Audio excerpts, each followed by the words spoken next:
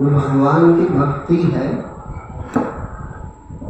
वो भक्ति जबरदस्ती का जीवन पर आरोपण नहीं है कि हमें ये करना चाहिए, बल्कि भक्ति ही जीवन का उद्देश्य है, भक्ति ही जीवन का लक्ष्य है। हमें लगता है भक्ति से कुछ होगा, भक्ति से कुछ होना नहीं है, सिर्फ भक्ति प्राप्त हो जाए हमें, यही जीवन का लक्ष्य है। क्योंकि ईश्वर की जो शरणागति अवस्था है उसी का नाम भक्ति है और उसी में जीव सुखी है। हमारे जो स्वभाव है वो सुख की तलाश का है, जीव का स्वभाव है, और स्वभाव भूल गया है अपना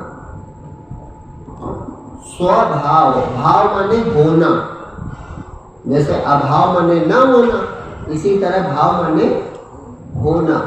स्वभाव जो अपना होनापन है यह प्राप्त हो जाए, इसी का नाम भक्ति है। स्वभाव प्राप्त हो जाए माने अपना होनापन हमें प्राप्त हो जाए, बस समझो हमें भक्ति मिल गई। जो हमारा होनापन है वही ईश्वर का होना है, उसे ही तथता कहते हैं। माने जो है सो हो जाए, बस सुखी हो जाए। जो है सो है, लेकिन हम उसे स्वीकार करने के बजाय वो रूप अपना भूल गए, वह रूप भूल गए हैं। और जो बदलाव वाला परिवर्तित रूप मायाकृत रूप है, जो नहीं है, जो अविद्या है, उसको पकड़ लिए हैं। यही हमारे दुख का कारण है। सत्संग का यही उद्देश्य है कि सत्संग के द्वारा तुम्हें विवेक प्राप्त होगा और विवेक से पता चलेगा कि हमारा स्वभाव, हमारा स्वरूप है क्या। उस स्वभाव और स्वरूप की याद आनी है, क्योंकि वह प्राप्त नित्य है, कोई नई वस्तु हमें नहीं प्राप्त होनी, केवल विस्मृति है। और यह विस्मृति जन्म जन्म की है।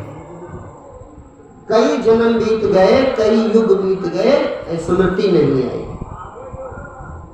वह विस्मृति खत्म हो जाए, बस यही जीवन का लक्ष्य है। जैसे अर्जुन ने 18 अध्याय गीता के सुने भगवान से, अंत में कहता है कि स्मृति लब्धवा, हमें स्मृति प्राप्त हो गई, अपना पुराना स्वरूप जो स्वभाव है वो प्राप्त हो गया। और परिणाम क्या हुआ? नष्टो मोहा, मोह नष्ट हो गया। मोह क्या है? मोह सकल व्याधिन कर मूला, सब समस्याओं की जड़ है मोह।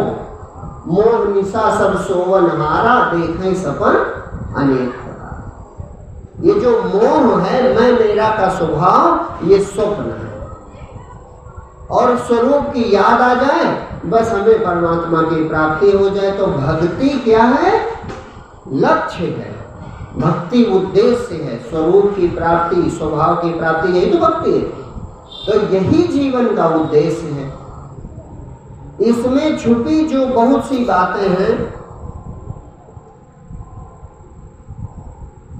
उन पर हमने, सबने, मनुष्यों ने धूल डाल दी है। जैसे कोई चीज आग चमक रही हो, उस पर राख डाल दी जाए, तो इसी तरह चमकती हुई मौलिक प्यास है। मौलिक माने असली प्यास है, वो बुझा नहीं सकते हैं, लेकिन हमने उस पर धूल डाली। जैसे हम हमेशा सत्संग में कहा करते हैं कि प्रश्न पहला ये होना चाहिए कि भक्ति क्यों करें। होना चाहिए कि नहीं होना चाहिए? भाई कोई कार्य हम करने चलते हैं तो अगर क्यों का उत्तर होता है तो हम मन लगाकर काम करते हैं। किसी से पूछो ये काम क्यों कर रहे हो, उसे पता है हम इसलिए कर रहे हैं, तो फिर वो पूरे मन से, पूरी शक्ति से करता है। और जब पता नहीं है क्यों कर रहे हैं तो बेमन का करेगा। तो हमारी जो भगवान की तरफ चलने की, भक्ति करने का स्वभाव है, वो बिना मन का या आधे मन का या किसी से प्रभावित हो गए इसलिए होता क्योंकि हमें सचमुच में पता नहीं होता कि हम भगवान की तरफ क्यों चले, भक्ति क्यों करें। तो पहली चीज ही अंतिम भी है। सिर्फ आपको पता चल जाए कि हम भक्ति क्यों करें, बस फिर तुम्हें कोई भगवान की तरफ चलने से रोक नहीं सकता। जैसे उदाहरण के लिए हम धन क्यों कमाएं ये हमें पता है, धन क्यों कमाएं ये हमें पता है, क्योंकि धन से हमें सुख प्राप्त होगा भौतिक, ये हमें मालूम है, बुद्धि में ये बात बस गई। तो फिर धन कैसे कमाएं ये कोई बहुत मायने नहीं रखता। महत्वपूर्ण बात ये थी कि धन क्यों कमाएं, इसका उत्तर यानी इसकी महिमा सबके दिल में बैठी है। तो कैसे कमाए, कैसे भी करके कोई ना कोई धन हासिल करने का रास्ता हम खोज ही लेते हैं। सीधे बने तो सीधे, और न सीधे बने तो कोई कोई टेढ़ा रास्ता भी अपना लेता है, लेकिन धनार्जन का रास्ता अपना लेता है। काहे अपना लेता है? क्योंकि उसके हृदय में इस बात का उत्तर है कि धन क्यों कमाएं, लेकिन भगवान की भक्ति क्यों करें इसका उत्तर हमारे दिल में नहीं। करने से क्या हो जाएगा थोड़ा बहुत सुना है, लेकिन ठीक से जानते नहीं है। इसीलिए जितनी तन्मयता, जितनी तल्लीनता और जितनी दक्षता, जितनी कुशलता, जितनी प्रवीणता धन कमाने में आदमी लगाता है, उतनी भक्ति में कोई नहीं लगाता। उसके पीछे कारण नहीं है कि उसमें कमी है, उतनी ही तल्लीनता, लेकिन लगाता इसलिए नहीं है क्योंकि उसे भक्ति क्यों करें, भगवान की साधना क्यों करें, इसका उत्तर उसके हृदय में नहीं है। इसलिए 50 बहाने भी बनाता है और भगवान की तरफ चलने को तैयार नहीं होता। तो सबसे पहली जो हमें जिज्ञासा होनी चाहिए, खुलकर प्रश्न करना चाहिए संत के पास जाकर कि महाराज क्या जीवन भक्ति के लिए मिला है? मिला है तो हमें बताइए भक्ति करने से क्या मिलेगा, क्या है भक्ति? होना चाहिए कि नहीं होना चाहिए? क्योंकि सभी धर्म ग्रंथ कहते हैं, सभी महान संत कहते हैं, सभी परमात्मा के अवतार कहते हैं कि हमें भक्ति करनी चाहिए।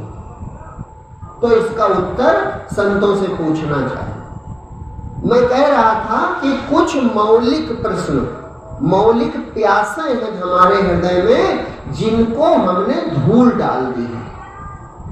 जैसे हम हमेशा कहा करते हैं पहली प्यास तो सुखी होने की है, बस यही एक बची है, सुखी होने की प्यास। और हमें पता भी नहीं है कि जिस दिशा में हम जा रहे हैं, भौतिक वाली, बाहर वाली, इस दिशा में कुछ भी हासिल कर लो, वो शरीर के ही काम आ सकता है, मन की प्यास, जीवात्मा की प्यास नहीं बुझा सकता। इसीलिए जो गरीब है वह भी दुखी है, और जो अमीर, बहुत अमीर है वह भी दुखी है। जो कोई पद पर नहीं है वह भी दुखी है, और जिसके पास बड़ा ऊंचा पद है वह भी दुखी है। दुखी सब है, किस लिए? क्योंकि सुख की प्यास है जीवात्मा को, जीवन पर आरोपण नहीं।